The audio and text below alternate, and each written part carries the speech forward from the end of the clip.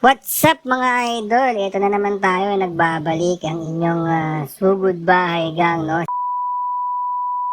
Siyempre, panibagong araw, panibagong bahay na naman ang susubukin natin, no? So, siyempre, araw-araw meron tayong maswerteng bahay na sinusugod, no?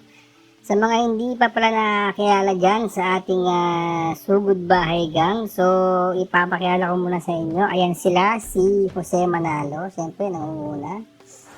Yan, kita nyo naman, mahaba ang bigote, pero wag na yan. Si Paulo Ballesteros, no?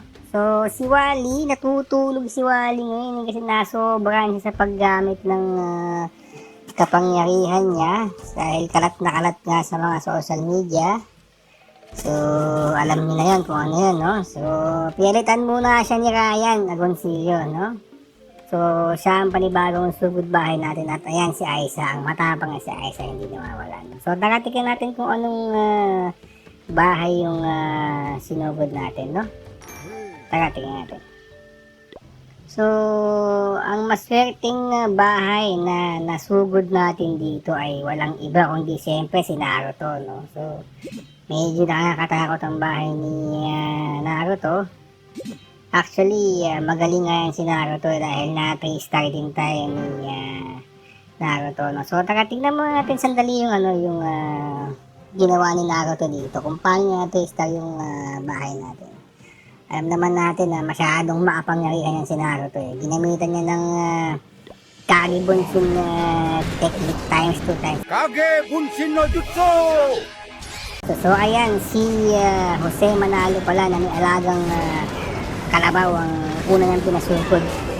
At bigla niyang pinatalon kagad si Ryan.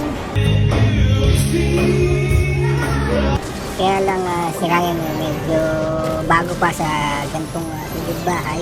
Ayan na nga, biglang tumalon si Aiza sa may likod, no? Hindi natin namamalayan. Si Aiza kasi masyadong matapang yan. Biglang biglang sumusugod dyan, tapos uubusin niya kagad yung mga bantay sa bahay niya, mga appliances, ayan, uubusin niya agad dyan. Walang sabi-sabihan. Bigla siyang naglabag dito ng isang damukal na tutubi. Yan, no?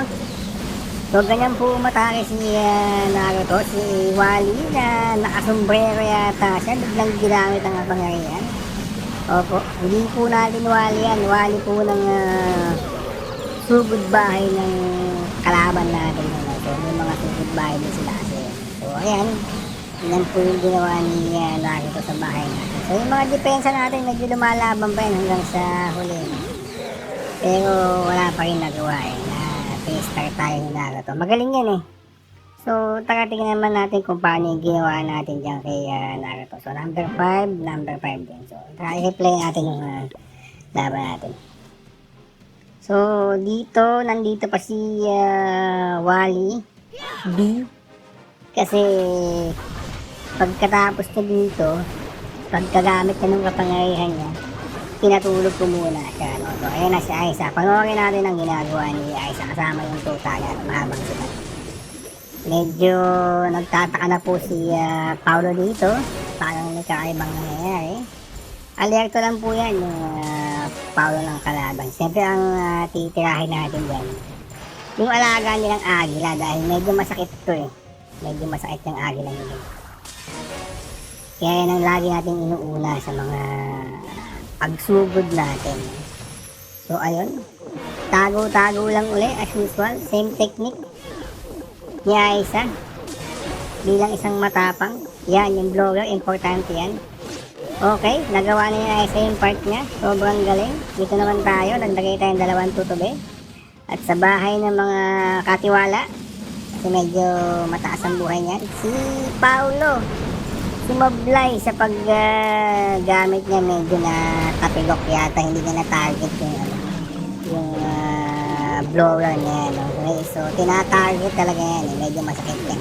Ayan na po ang mga katoto natin, ang mga butiki, small size condom, flying condom, at syempre si Wally nandyan. Yung mga bungo dito, no, medyo na wala sila paglagay natin ng poste.